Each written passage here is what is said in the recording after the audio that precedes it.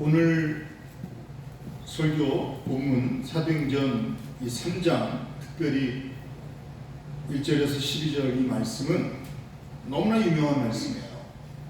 너무나 많은 사람들이 알고 있는 말씀이에요. 오늘 설교의 제목이 뭡니까? 큰 소리 합시다. 참으로 경건한 사람들. 참으로 경건한 사람들. 여러분, 사람들은 경건하다 그러면 무엇을 생각하고, 여러분들이 생각하는 경건하고 성경이 말하는 경건의 차이가 뭘까요? 성경을 보면 이 경건이라는 단어, 그 의미를 이렇게 말하고 있어요. 세 가지 정도로 간략하게 말씀드릴게요. 경건한 사람은 첫 번째, 크게 합시다. 하나님을 경외할 줄 아는 사람. 그러니까 우리의 어떠한 행위보다는 뭐예요? 마음의 자세를 얘기하는 거죠. 근데 그냥 경외하는 게 아니라 두렵고 떨리는 마음. 하나님 앞에 나올 때 두렵고 떨리는 마음으로 하나님을 경외하는 거예요. 시편을 보면 이런 말씀이 있어요. 여호와를 경외함으로 섬기고 또 떨며 두려워할지어다. 시편 2편 11절에 나온 말씀이에요. 그러니까 하나님 앞에 두려워 떨 줄 아는 사람, 이게 진짜 경건한 사람. 그러니까 본인이 경건하다고 바리새인들처럼 뭐 기도를 길게 하고 말이에요. 사람들 앞에 거룩한 옷을 입고 말이에요. 본인이 종교 행위로서 하는 겉으로 드러나는 게 아니라 정말 주님을 두려워할 줄 아는 마음, 이 경외하는 마음이 경건이라는 거죠. 두 번째, 크게 합시다. 하나님께서 따로 뽑아서 하나님께 속한 진짜 하나님의 소유된 백성. 그러니까 이 사람은 하나님 사람. 이 사람은 하나님이 따로 이렇게 뽑아놓은 사람 같아. 그러니까 이 사람은 하나님께 속한 것 같아. 여러분, 그런 사람들 있잖아요. 딱 보면 저분은 하나님께 속해 있는 것 같아라는 느낌 나죠. 이게 경건하다. 그러니까 소속을 분명히 하는 거예요. 당신은 어디 소속입니까? 그러면 어떤 분은 그래요. 나는 남편 소속입니다. 어떤 분은 그래요. 나는 우리 가족 소속입니다. 나는 어디 소속입니다. 어떤 사람들은 뭐 민주당 소속입니다. 교회까지 와가지고. 어떤 사람들은 나는 또 뭐가 있죠? 국민의힘 소속입니다. 심지어는 뭐 국민의당. 그런 거 말고 크게 합시다. 나는 하나님의 나라 소속. 할렐루야. 소속이 분명해요. 이게 경건하다. 또 다른 뭐가 있냐면 성경에 보면 헤세드라는 단어가 있어요. 그 헤세드라는 단어에서 유래한 하사드라는 단어가 있는데, 이건 뭐냐면 하나님으로부터 구원받을 만한 자격, 사랑받을 만한 자격이 없는 사람이 하나님으로부터 사랑을 받는 거예요. 그래서 자격도 없는 나에게 하나님이 이렇게 무조건적인 사랑을 베풀어 주심에 대하여서 감동한 사람, 그 사람들이 어떻게 해요? 마음속에서 자기 자신을 하나님 앞에, 나를 이렇게까지 자격 없는 나를 사랑해 주신 하나님 앞에 몸둘 바를 몰라서 알잖아요. 그런 거. 나에게 이렇게까지 해주시는 거에도 황송해서 그 주님 앞에 간절히 뭐 하는 거예요? 하나님이 원하시는 거를 구하는 사람. 그럼 뭘 구하겠어요? 자기를 구원해준 하나님 앞에 내가 무엇으로 주님께 보답할까 하는 마음으로 기도할 거 아니에요. 그러니까 기도도 그렇게 하는 거예요. 그런 사람들의 모습을 가리켜서 뭐라 그래요? 경건하다. 성경이 말하는 경건이에요. 그러니까 우리가 생각하는, 제가 오늘 이 주보에다가 여러분들은 주변에 경건한 사람, 어떤 사람을 보았습니까? 여러분이 생각하는 경건한 사람 어떤 사람입니까? 라는 것과 오늘 본문, 아니 성경이 말하는 경건한 사람하고 어떤 유사점이 있고 차이가 있습니다. 그래서 구체적으로 성경에 나와 있는 경건한 사람 예를 한번 들어볼게요. 누가 있을까요? 저는 오늘 여러분들에게 대표적인 사람으로서 물론 다니엘도 있어요. 아시죠? 그리 아니하실지라. 네? 얼마나 대단해요. 하나님이 응답하지 아니하실지라. 내 생명이 다한다 할지라도, 내가 죽음을 당한다 할지라도 하나님 앞에 변하지 않는 그 경건의 모습이 있는 사람 또 있죠. 욥. 하나님은 사탄에게 말해 이렇게 경건한 자를 네가 본 적이 있니? 하나님이 자랑하는 사람. 그런데 여기 또 한 사람이 있어요. 크게 합시다. 아브라함의 아들 이삭을 경건한 사람. 그런데 놀라운 게 뭐냐면 여러분들이 성경을 볼 때 하나님은 아브라함의 하나님, 이삭의 하나님, 야곱의 하나님이라고 하잖아요. 3대를 이어서 그 신앙이 전수됐잖아요. 근데 어떤 신앙이 전수됐냐면 경건의 신앙이 전수됐어요. 여러분 아브라함이 이삭을 어떻게 낳았어요? 기적같이 낳았죠. 100살이 돼서 낳았죠. 자식이 생명보다 소중하죠. 그런데 이삭은 뭘 본지 아세요? 다 컸어요. 30대래요 거의. 장성했어요. 그런데 아버지가 하나님 말씀을 듣고 어떻게 했어요? 즉각적으로 순종해서 자기를 모리아산까지 데려가서 하나님 말씀에 하나님을 두려워하는 마음으로 하나님을 경외하는 마음으로 뭘 봤어요? 순종하는 아버지 아브라함을 본 거예요. 그래서 성경은 이렇게 말합니다. 창세기 24장부터 보면 여러분들이 이 아브라함의 경건함을 보고 자란 이삭의 모습을 볼 수 있어요. 여러분 신앙은 말이죠. 놀라운 게 뭐냐면 배워요. 신앙은 어떻게 된다? 드러나요. 신앙은 누가 알아요? 가까운 사람들이 알아요. 그래서 그 아들 이삭은 아버지의 경건의 모습을 봤어요. 어떤 경건? 크게 합시다. 하나님을 경외하는. 진짜 경건의 모습을 본 거예요. 그래서 모리아산에서 어떻게 생명 같은 아들을 하나님 말씀하시자마자 돌아보는 것도 없어. 그냥 즉각적으로 순종하며 하나님 앞에 이거는 정말 아까 말씀드린 하나님을 경외한다는 그 단어의 의미에 적합한 아브라함의 모습이에요. 아브라함은 네가 너희 본토 친척 아비 떠나 그러면 두 말 없어요. 그냥 떠나. 그 생명 같은 아들을 하나님께서 모리아산에서 갖다 바치라 그러니까 두 말 없이 가서 그 아들 앞에 칼을 꺼내서 하나님의 말씀을 준행하는 그거를 이삭은 놀랬겠지만 또 한편으로는 뭐예요? 우리 아버지는 어떤 사람이에요? 하나님을 경외하는 아버지야. 그걸 보고 자랐으니까 이삭의 삶은 뭐 어떻게 했어요? 평생 그는 경건했어요. 할렐루야. 그래서 이삭이야말로 경건한 사람을 대표하는 사람이에요. 창세기 25장을 보면 이삭이 어떻게 했냐면 아내를 맞이할 때, 리브가를 맞이할 때도 기도와 묵상. 그래서 그는 늘 하나님 앞에 기도했고 중요한 일을 만날 때마다 하나님의 말씀 묵상하던 사람이에요. 그가 여러분 창세기 21장을 보면 하나님께서 애굽으로 내려가지 말라는 말씀을 하실 때 안 내려갔어요. 그런데 어려운 일이 닥쳤어요. 어떤 일을 닥쳤어요? 그가 우물을 파는데 이야, 우물만 파면 블레셋 사람들이 와서 우물을 덮어버려요. 종들이 우물을 또 파면 우물을 가로채는 거예요. 그걸 한두 번 한 게 아니에요. 싸우지 않았어요. 그는 그저 하나님이 가라는 대로 갔고 하라는 대로 했을 뿐이에요. 그저 순종했어요. 뭘 보고 그렇게 배웠어요? 아버지의 순종을 보고. 그러니까 여러분들이 신앙생활할 때 하나님 말씀에 순종하는 것이 그걸로 끝나는 게 아니라는 거예요. 여러분의 순종은 뭘 보여주는 거예요? 하나님을 향한 경건의 진짜 경건한 아비의 모습을 통해서 그 신앙이 배를 잇는 거지. 그냥 3대 신앙이라고 다 3대 신앙이 아니에요. 하나님을 경외하는 신앙이 진짜로 3대가 배를 이어서 하는 신앙이라는 거죠. 그래서 이삭은 그걸 통해서 어떻게 됐어요? 그 어려운 순간마다 그는 경건했어요. 하나님을 두려워하는 마음으로 하나님 하라는 대로 했어요. 그랬더니 나중에 무슨 일이 생겼습니까? 이야, 놀랄 일이 생겼죠. 하나님은 이삭을 위로하셨어요. 사람들이 감당할 수 없으면 하나님이 이삭을 축복하셨어요. 거기다가 블레셋 사람들이 나중에 뭐라고 고백하는지 아세요? 이삭을 보면서 합시다. 그래, 내가 졌어. 아무리 자기들이 괴롭히려고 해도 하나님이 자꾸 채워주시는 거예요.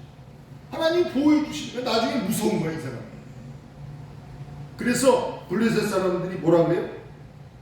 오히려 이삭한테 와서 협정을 해주죠. 자발적으로 이삭 앞에 와서 굴복합니다. 너희 하나님이.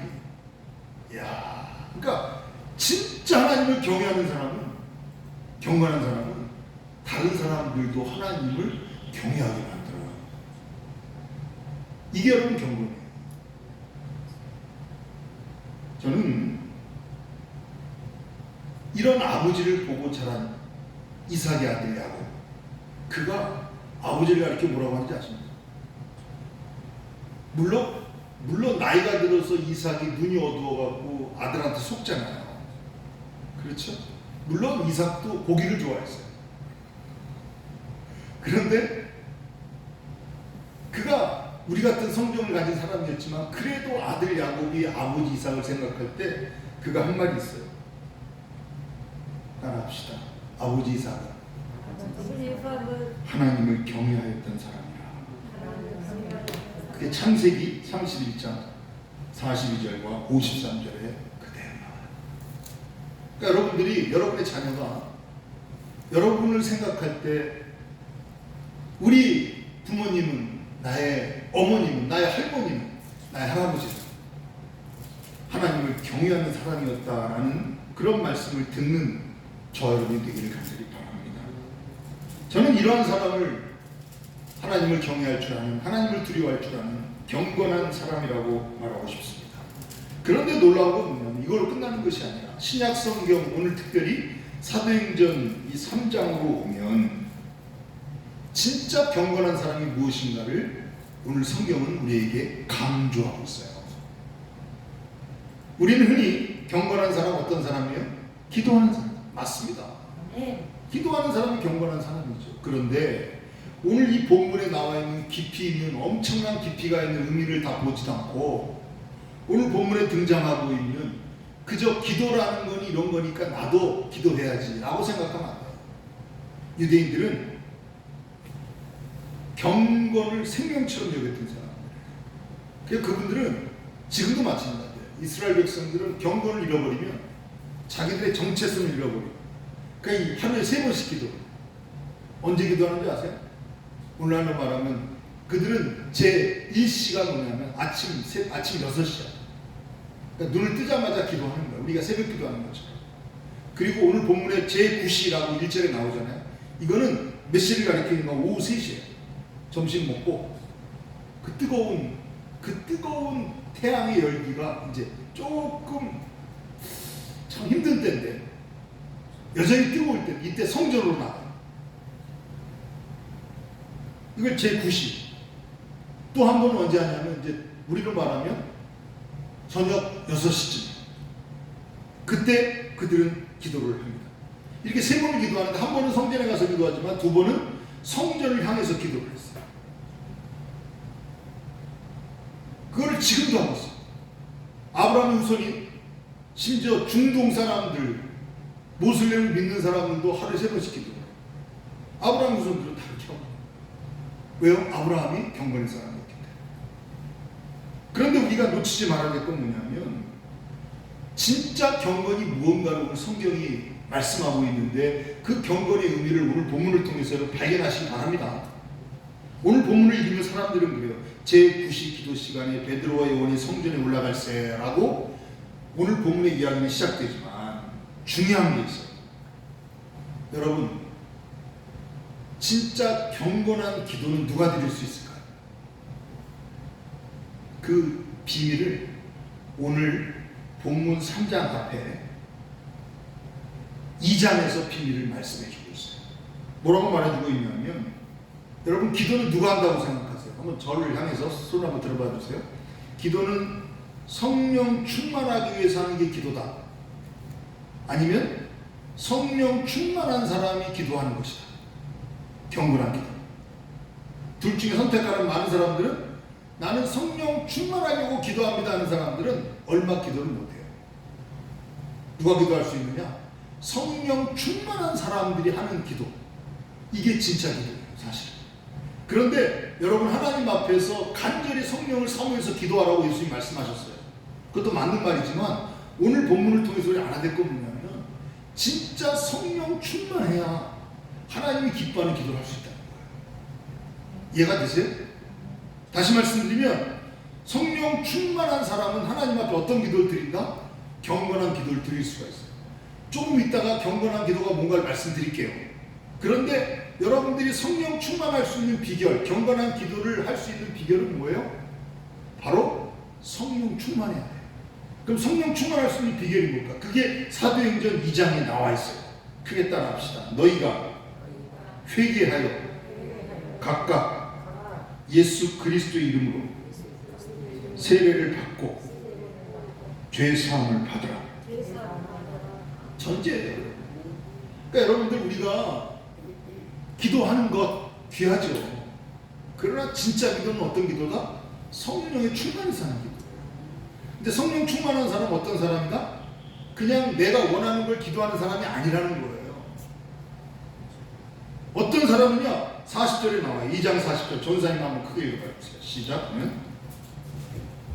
또 여러 말로 확증하며 고나여 이르되 너희가 이 패역한 세대에서 구원을 받으라. 큰 소리로 합시다. 너희가 이 패역한 세대에서 구원을 받으라. 즉 회개한 사람, 죄사함 받은 사람은 이 패역한 세대에서 구원받는 사람. 다시 말씀드리면 이 패역한 세대가 어떤 세대라는 걸 인식하고 알고 깨닫는 사람이에요. 내가 지금까지 살아온 방식이 이 패역한 세대의 방식으로 살았다는 걸 아는 사람이에요. 이걸 모르는 상태에서 교회 와서 장사하시던 분이 교회 오면 소원이 뭐예요? 장사 잘 되게 하는 게 소원이겠죠. 몸이 불편한 사람은 교회 나오면 뭐가 소원이에요? 건강한 데 소원이겠죠. 자식 잘 되기를 바라는 부모의 마음으로 교회 나왔으면 온통 마음속에 뭐밖에 없을까요? 자식 잘 되게 되는 게 하나님 앞에 소원이겠죠. 그걸 가리켜 성령 충만하고 착각하시면 안 돼요.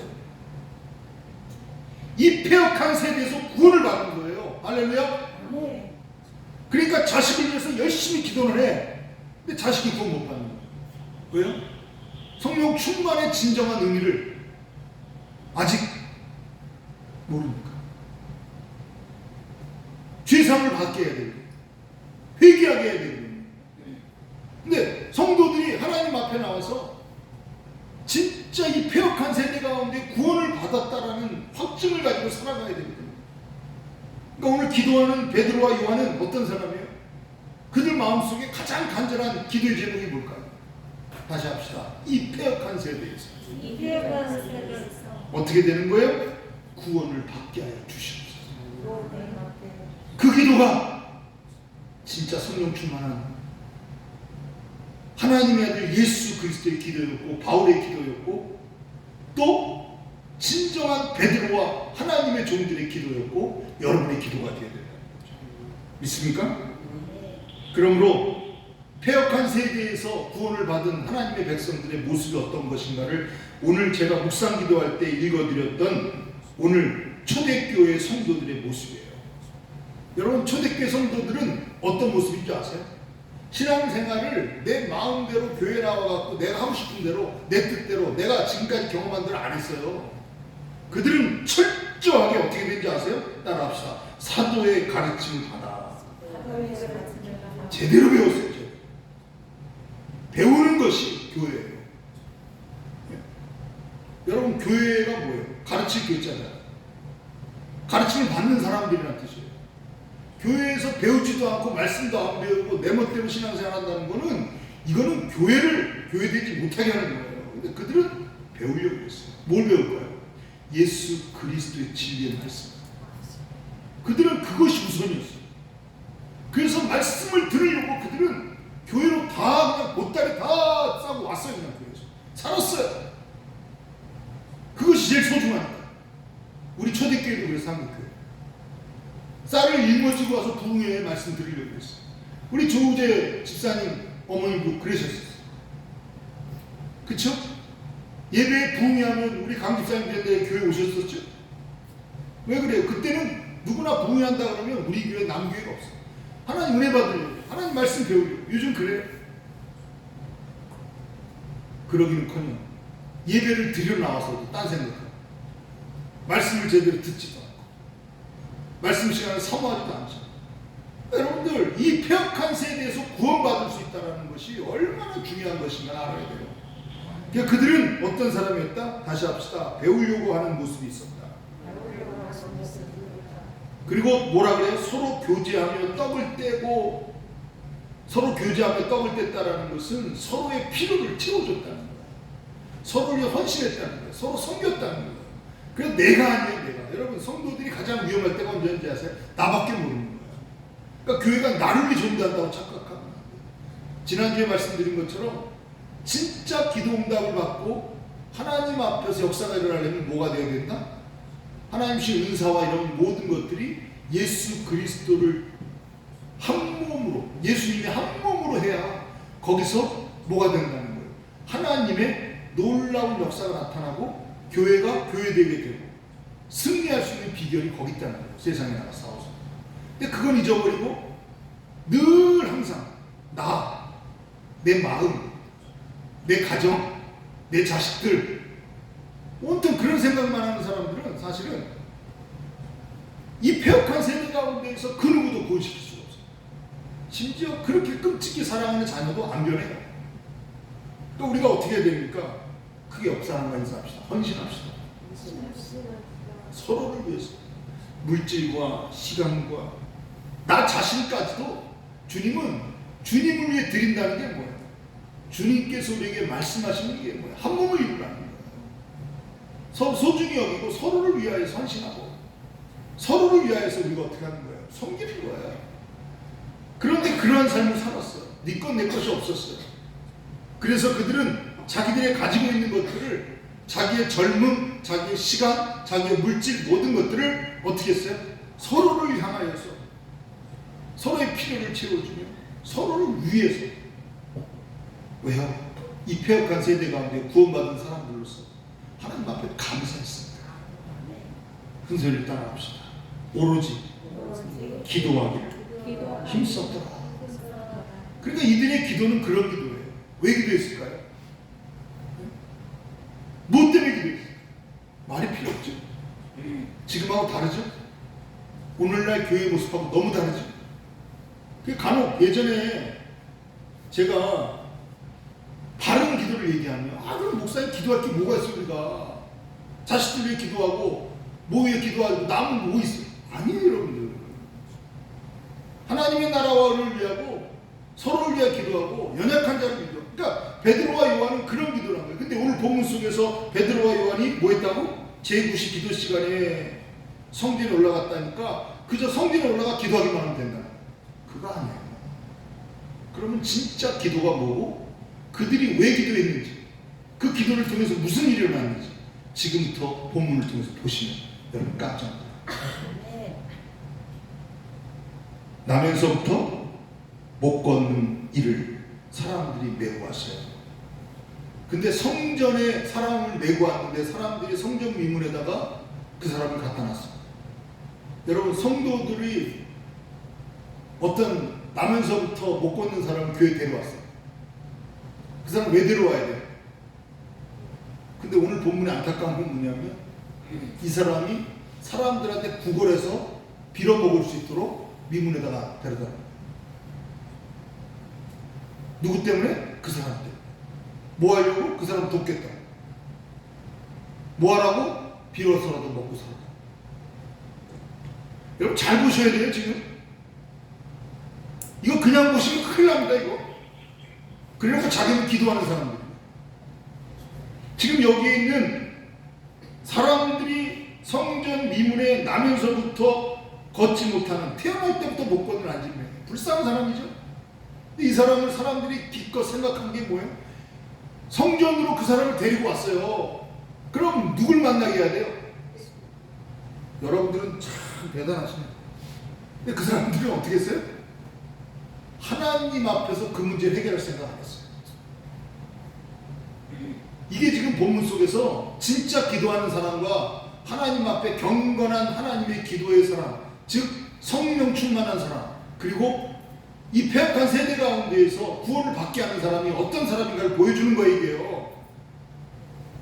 여기 나오잖아요. 이는 성전에 들어가는 사람들에게 구걸하기 위하여 날마다 미문이라는 성전 문에 둔지. 그러니까 사람들이 하는 행동이 지금 보세요. 납득이 됩니까 여러분? 제가 설명을 하니까 좀 여러분들이 느껴지시죠? 문제가 뭔지? 문제가 있어요 없어요? 대답 좀 해보세요. 문제가 있어요 없어요? 문제가 작아요 커요? 심각하죠 이거. 사람들은 말할 거예요. 불쌍한 사람, 응?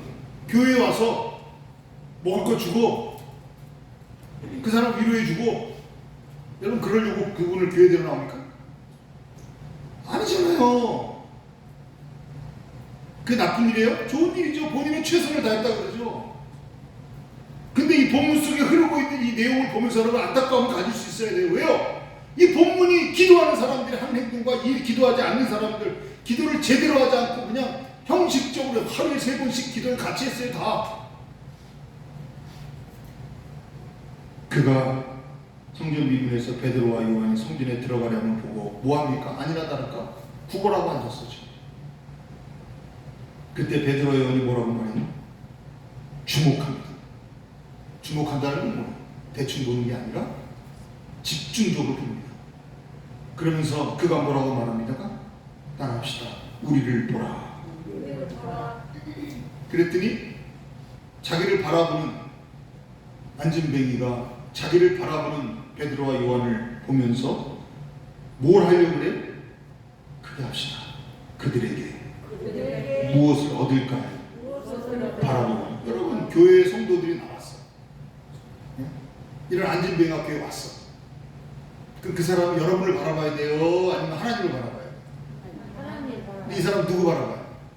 하나님의 종, 사도, 진짜 성령 충만하고 기도하는 폐역한 세대 가운데 하나님의 구원을 전하는 이 사람들이 왔는데도 불구하고 지금 누굴 바라보고 있어요?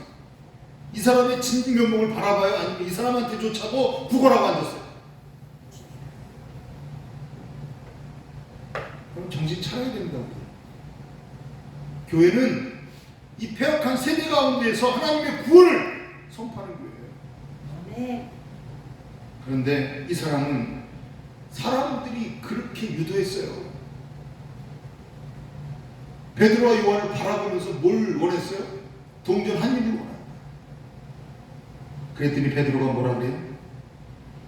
은과 금 나 없어도 내게 있는 것 내게 주니 나사렛 예수 이름으로 일어나 걸으라. 오늘 찬양했잖아요. 이 사람이 원하는 건 은과 금이에요.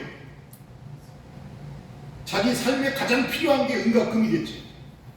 이 사람은 그거 의지하고 살았어요. 안타까운 것이 뭔지 아십니까? 여러분? 지금 이 사람들과 함께하는 사람이 누구예요? 이 불쌍한 사람과 함께하는 사람이 누구야? 다 성전에 있는 사람들이에요. 네. 근데 그 사람들이 한 짓이 뭐예요? 성전 미문에 앉아갖고 그 사람이 하나님을 만나게 한 것도 아니고 하나님을 바라보게 한 것도 아니고 하나님을 의지하게 한 것도 아니고 오직 뭐 한 거예요?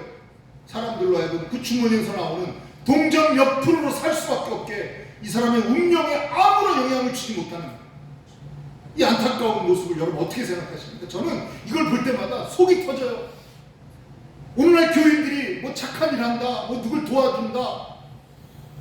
여러분의 자녀들이 여러분의 기도를 통하여 직장에서 돈을 더 벌고 어떻게 보면 좋은 대학 가고 성공한다 칩시다. 그것이 여러분 목적입니까? 여러분이 돈을 많이 벌어가 자녀들에게 많은 재산을 넘겨주는 것이 여러분의 꿈입니까? 그게 도움이 될까요? 진짜 기도하는 하나님의 사람은 다시 합시다. 이 폐역한 세대 가운데에서 저들을 구원하여 주시옵소서. 질문해야 돼요. 여러분 구원 받으셨습니까? 지금 베드로가 얘기하는 게 뭐냐면 이거는 나사렛 이름으로 일어나 걸으라는 거는요 그냥 선포가 아니라 하나님의 말씀을 선포하는 거예요. 지금 복음을 선포하는 거예요. 예수 그리스도를 선포하는 거예요. 여러분 그래서 진짜 기도하는 사람은 뭐 때문에 기도하는지 아세요? 따라합시다. 주여 내 입술을 통하여 하나님의 구원을 선포하게 하여 주시옵소서. 이제 이해가 되십니까? 왜 그런 기도를 하지 말고 이런 기도를 하라는지 아시겠어요? 진짜 경건한 기도가 뭡니까? 하나님께 속한 거예요. 하나님을 두려워 떨 줄 알아야 돼요. 하나님이 따로 택한 사람들이고 하나님의 편에 속한 사람들이면 하나님을 볼 수 있게 해줘야죠. 성도들이. 여러분이 만일 이 불쌍한 사람이 있는 이곳에 현재 있다면 여러분들이 그 사람의 동전을 더 줬어. 남보다 동전을 더 많이 줬어. 나는 착한 사람이에요? 착각들 하지 마십시오. 그 사람을 하여금 더 비참하게 만드는 거예요. 진짜 하나님의 종이라면 베드로 요한처럼 누굴 보게 해야 돼요? 그 사람의 소망은 그 동전 몇 푼에 있는 것이 아니라 누굴 바라봐야 돼요? 구원의 주가 되시는 예수 그리스도를 바라보게 하고 하나님을 바라보게 하고 구원을 받게 해야 되는 거 아니겠어요?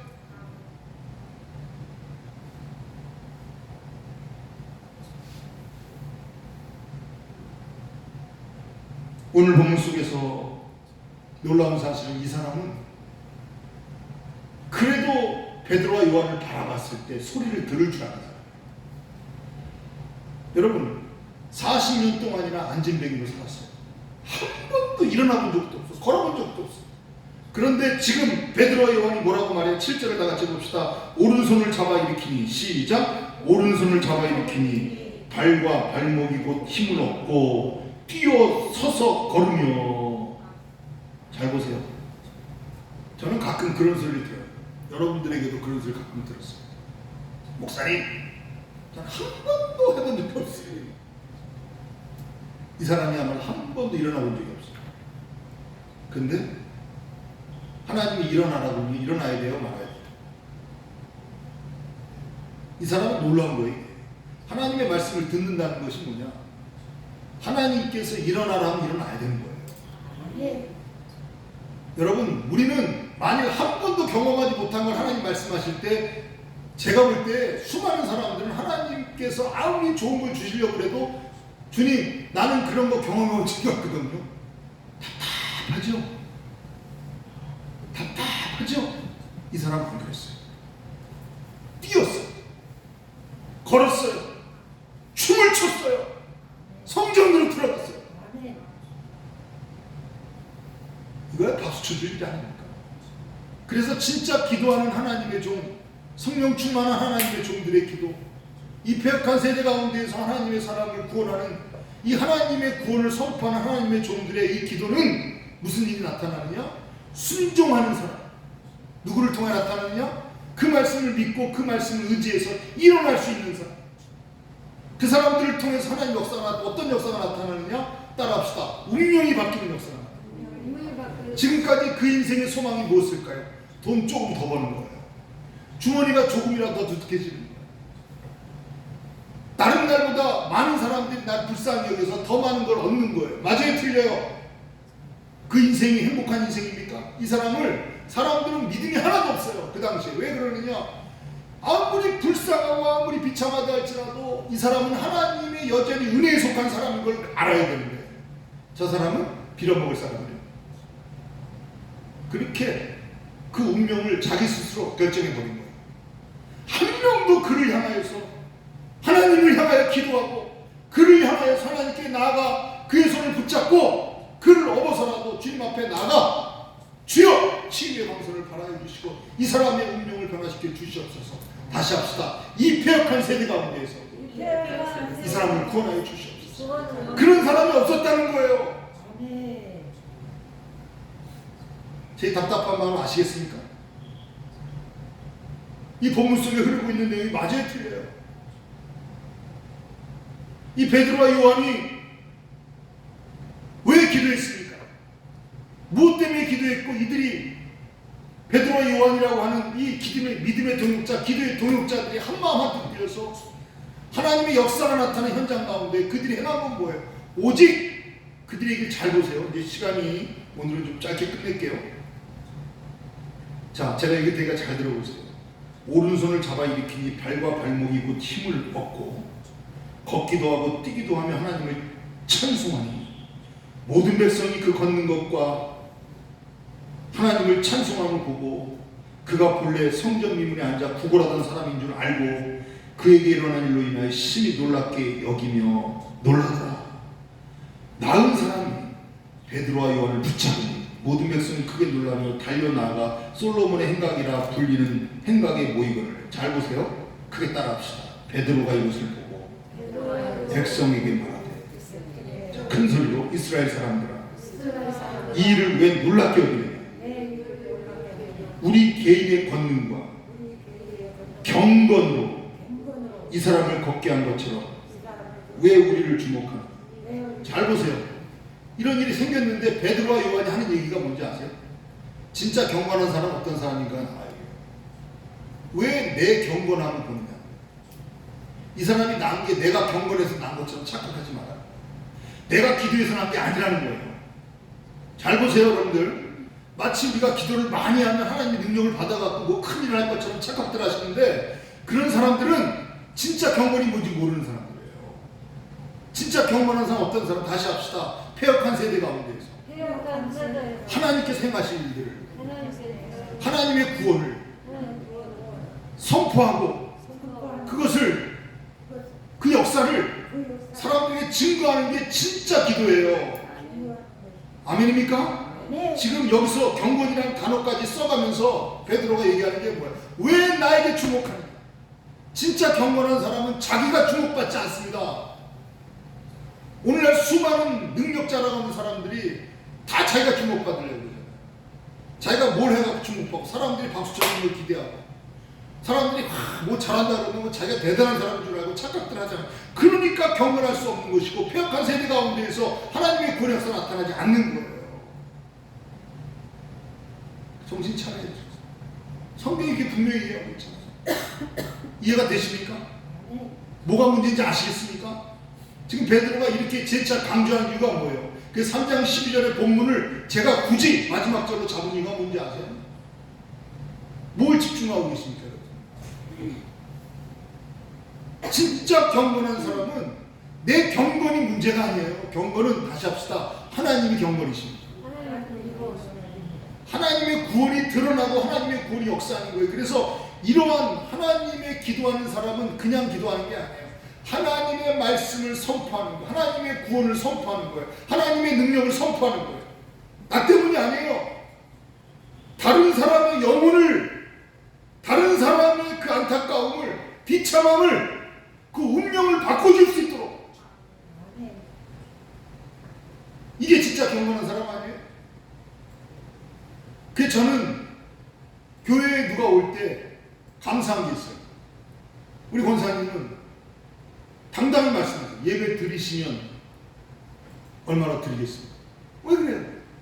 그분을 도와주는 거는 우리가 하는 것 가운데 최선이라고 생각할지 뭐 최선이 아닙니다. 그분은 그걸 가지고 큰 도움이 안 돼요, 사실. 그분한테 가장 필요한 게 뭘까요? 그의 운명이 바뀔 수 있게, 이 폐역한 세대 가운데서 구원을 받게 하는 거예요. 그 사람은 회개해야 돼요. 거듭나야 돼요. 그래서 하나님 백성이 돼야 돼요. 이걸 위해서 교회가 존재하는 것인데, 간혹 보면 많은 사람들이 목회자인 우리들한테 와서 하는 얘기, 목사님 뭘 해야 되고 뭘 해야 되고, 뭐가 중요한데? 교회에서 제일 중요한 게 뭔데요? 지금 현재 우리에게 가장 간절한 게 뭔데요? 하나님의 구원이 선포돼야 돼요. 이 사람은 태어날 때부터 사람들이 이렇게 말했어요. 죄인이라고. 그 사람들은 어떻게 생각하냐면, 당시 바울 당시에는 무슨 일이 있었냐면, 사람이 이렇게 장애를 갖고 태어나잖아요. 그러면 조상이 죄를 졌기 때문에 그렇다고 생각을 했어요. 그래서 죄의 대가로 아니거든요. 모든 사람은 다 죄인이거든요. 근데 사람들은 제껴놓는 거예요. 오늘도 똑같아요. 가난한 사람, 병든 사람, 남보다 가진 것이 없는 사람을 자기가 바라보는 시선으로, 저 사람은 조금 도와주는 사람, 저 사람은 조금 더 도와주는 게 내가 할 최선이야. 따라합시다. 착각들 하지 마십시오. 그의 운명을 바꿀 수 있고, 그의 삶의 가장 중요한 하나님의 역사를 체험하게 할 수 있어야 될 교회가, 그런 것이 마치 본인이 할 수 있는 최고의 것이고, 교회가 그런 거 하는 것처럼 착각하시면 안 된다는 거예요. 여러분은 누구를 위하여 기도하십니까? 그분들의 무엇을 위하여 기도하시고, 그분들을 위해서 무엇을 하고 계십니까? 그러기에 기도는 우리가 다른 이들을 위하여, 다른 영혼을 위하여 말로 그렇게 기도하면서, 사랑하는 자기 자녀들의 가장 필요한 기도조차도 놓쳐버리는 안타까운 모습을 우리가 보이지 않습니까? 가진 것 가지고 기도하는 거 아니에요. 주 예수 그리스도의 능력과 복음으로 말씀을 가지고 기도하는 거예요. 그 말씀이 그들에게 그들의 운명을 바꿔치게 할 수 있고 하나님의 역사를 경험할 수 있게 하는 거예요. 그래서 자녀들에게 뭘 가르치라? 순종을 가르쳐야 되고, 목회자는 성도들에게 뭘 가르쳐야 된다? 크게 합시다. 하나님의 말씀을 듣고 무조건 순종할 수 있는. 만약에 그 안진뱅이 사람이 일어나 걸으라 그랬더니 하는 얘기가, 베드로 선생이 난 한 번도 일어나 본 적이 없는데 어떻게 일어나라 그래? 어떻게 알았어?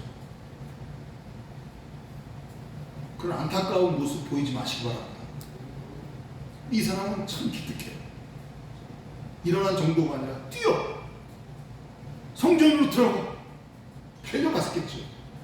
하나님을 찬양해. 그걸로 끝난 게 아니에요. 베드로의 영을 붙들어. 왜 붙들었을까? 안 떠나. 여러분 본문을 보시면 그 사람이 베드로의 영 옆에 딱 붙어있어요. 제자가 됐어요. 여러분 결론을 내리도록 하겠습니다. 베드로와 요한의 마지막 12절 오늘 본문을 전사님 크게 한번 읽어주세요. 여러분들이 또 따라서 한번 읽어주세요. 베드로가 이것을 보고 백성에게 말하되 이스라엘 사람들아 이 일을 왜 놀랍게 여기느냐. 우리 개인의 권능과 경건으로 이 사람을 곱게 한 것처럼 왜 우리를 주목하느냐. 여러분이 한번 크게 읽어주세요. 시작. 베드로가 이것을 보고 백성에게 말하되 이스라엘 사람들아 이 일을 왜 놀랍게 여기느냐. 우리 개인의 권능과 경건으로 이 사람을 걷게 한 것처럼 왜 우리를 주목하느냐. 크게 합시다. 주목받으려고 하지 맙시다. 주목받으려고 하지 맙시다. 경건하지 않은 모습의 대표예요. 능력 받네. 능력 받아야죠. 근데 능력이 뭔지 모르는 사람들은 경건한 척하지 맙시다.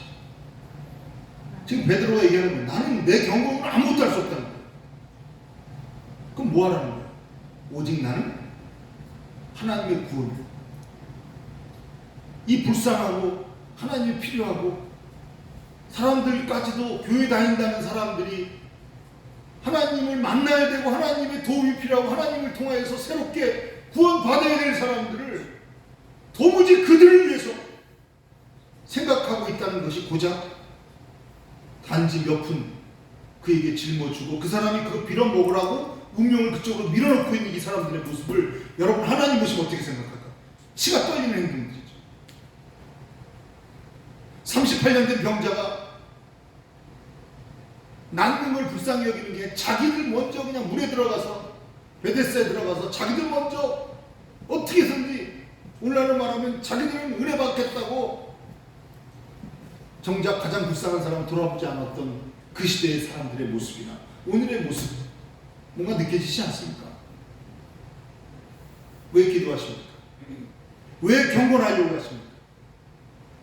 우리가 경건함으로 인하여서 진정으로 행할 수 있는 가장 최고의 하나님이 기뻐할 만한 역사는 뭡니까? 말씀 안 드려도 알겠죠? 각 사람의 운명을 바꿀 수 있는 가장 초라하고 비참하고 어떻게 보면 인간의 눈으로 봤을 때는 아무것도 할 수 없는 미약한 처참한 인생일지라도 하나님의 능력이 그에게 임하면 그의 운명이 바뀝니다.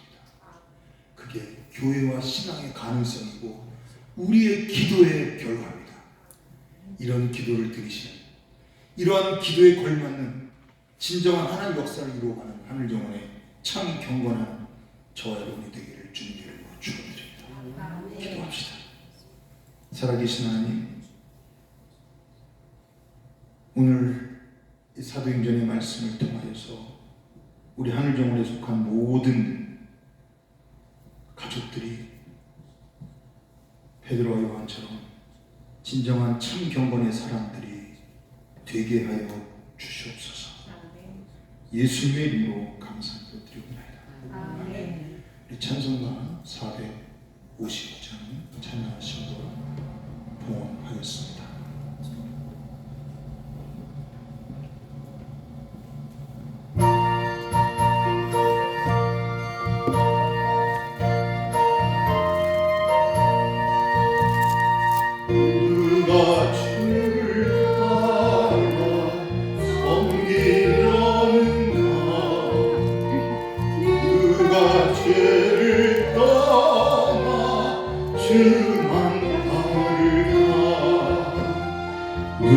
누가 주를 섬겨 나를 구할까?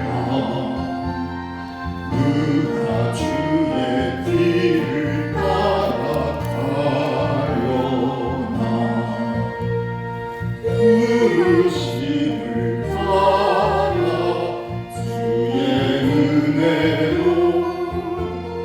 주를 따라가네. 주만 따르네. 세상 영광 위에 따름 아니요 크신 사랑이네. 주만 따르고 주가 내려주신 은혜 부르러 주의 뒤를 따라 힘써 일하네.